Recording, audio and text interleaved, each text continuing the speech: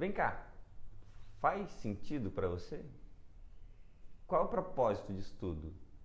Você quer ter saúde? Acredito que sim, né?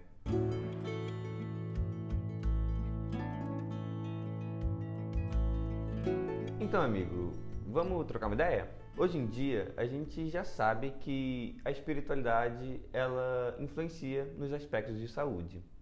Só que vamos tentar definir um pouco mais o que é isso. Bem, saúde foi definido em 1948 pela OMS como um estado completo de bem-estar físico, emocional e social, e não apenas a ausência de doenças ou enfermidades.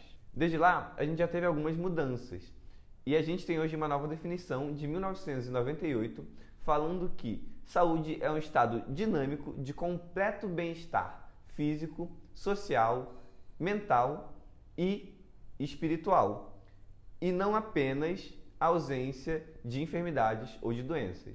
A gente consegue entender duas coisas por aí. Primeiro, que dentre as dimensões do ser humano, física, mental, social, foi adicionada também a espiritual. E a gente entende que saúde, então, é um processo que se movimenta, que não é estático. E a gente não foca, nesse caso, na parte da doença, e sim na parte do bem-estar. Isso é uma mudança bem entendida já nos dias de hoje, mas que dentro das profissões de saúde e dentro de muitas abordagens profissionais, a gente ainda vê o foco na doença e não na saúde. Ok, saúde está bem definido, mas vamos tentar entender então o que é espiritualidade. A gente tem dois grandes autores que nos servem de referência quando o assunto é espiritualidade e cuidados na saúde.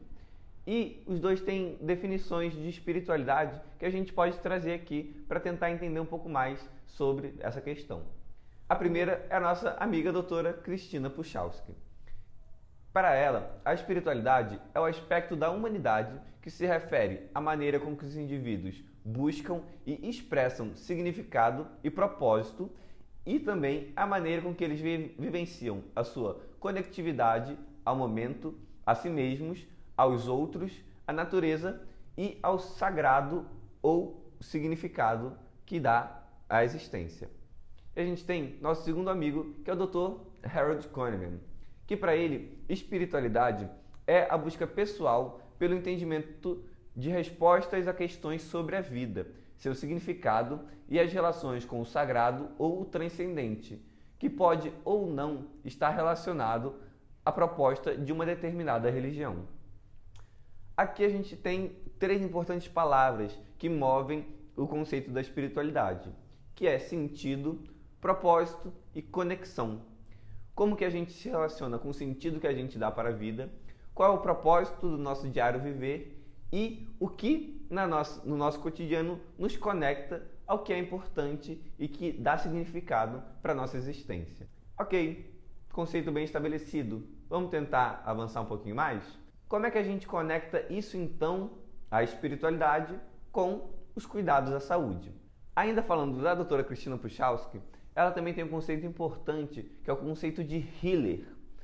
Para entender esse conceito, a gente tem que pensar nos verbos em inglês, to heal e to cure, porque a tradução deles em português é curar, mas no inglês eles têm um significado diferente. O verbo to cure, ele foca no processo de exterminar as doenças, se livrar dos processos patológicos. Ou seja, quando você consegue vencer um resfriado, tratar com antibiótico uma pneumonia, ou então fazer uma cirurgia ou uma quimioterapia que vai atuar no câncer, você está curando aquela patologia que está implementada no indivíduo. Porém, quando você pensa no verbo to heal, você pensa no restabelecimento da saúde daquele indivíduo. E então, o verbo to heal, ele foca no indivíduo conseguir, por si próprio, restabelecer o que ele leva de intrínseco da sua individualidade. E assim, então, se expressar com saúde e com positividade dentro dos seus processos naturais. Então, o conceito de healer, que a doutora Cristina Puchalski traz para a gente, é um pouco a ideia de que o profissional de saúde ele tem que deixar de ser apenas aquele que trata de doenças, mas que também consegue trazer a cura para o indivíduo, promovendo então um espaço terapêutico onde aquele paciente que está sendo cuidado possa por si próprio restabelecer seus processos de saúde e então ter sua autonomia novamente e viver dentro do seu propósito e sentido de vida. É um apelo que ela traz para a gente conseguir mudar um pouco essa visão tradicional que foi passada de que a gente precisa deixar de fazer algo quando a doença não pode mais ser curada.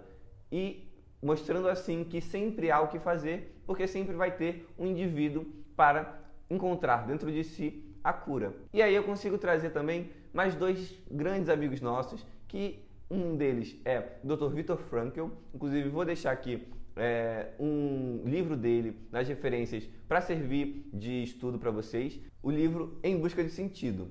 Ele foi um psiquiatra que esteve nos campos de concentração nazistas e passou por experiências lá que conseguiu formular uma teoria que ele percebeu que os indivíduos que conseguiam resistir a toda aquela barbárie, todo o sofrimento que eles passavam, eram os indivíduos que no fim encontravam naquela existência, naquela resistência, um sentido para continuar suportando e sobrevivendo dentro daquelas condições às quais eles estavam impostos.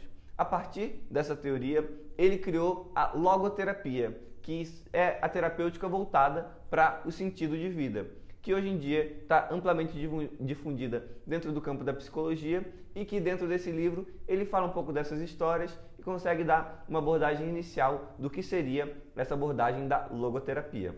O próprio Viktor Frankl traz uma frase que consegue resumir um pouco essa necessidade do olhar para o cuidado do ser humano e não apenas para os processos de doença.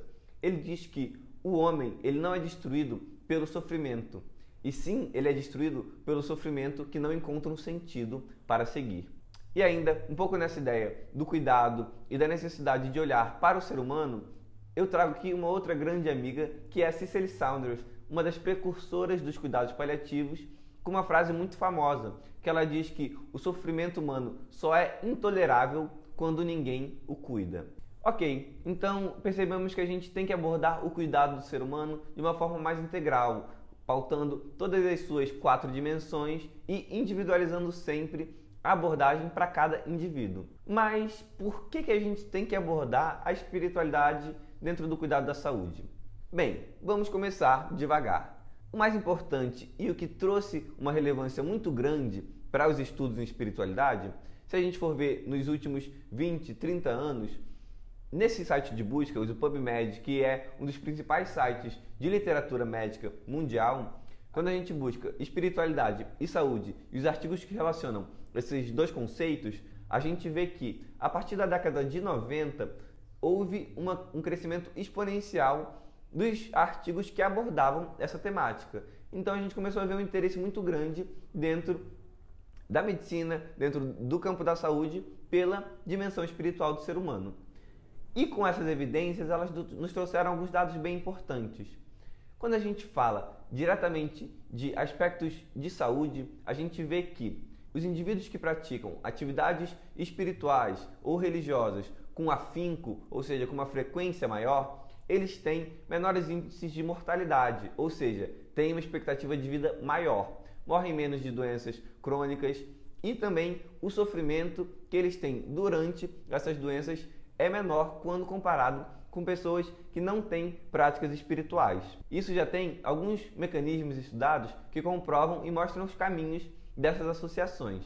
A gente percebe que nos indivíduos que compõem a população que tem uma prática religiosa ou espiritual com maior frequência, os medidores inflamatórios são menores, esses indivíduos têm melhores formas de lidar com a doença, ou seja, eles apresentam um coping religioso ou espiritual com uma maior robustez e utilizam dessas estratégias com mais frequência. A gente vai falar sobre o que é coping num próximo vídeo, que é um assunto que merece uma atenção especial. E também, esse enfrentamento desses indivíduos geram um menor índice de estresse no dia a dia desses seres, o que faz com que tanto a sensação de bem-estar e qualidade de vida melhorem, como também os desencadeamentos bioquímicos do corpo não sejam ativados para que gerem processos patológicos como hipertensão, câncer, inflamações crônicas, dores e outras variáveis também. Quando a gente pensa no lado do paciente, a gente já tem pesquisas que mostram que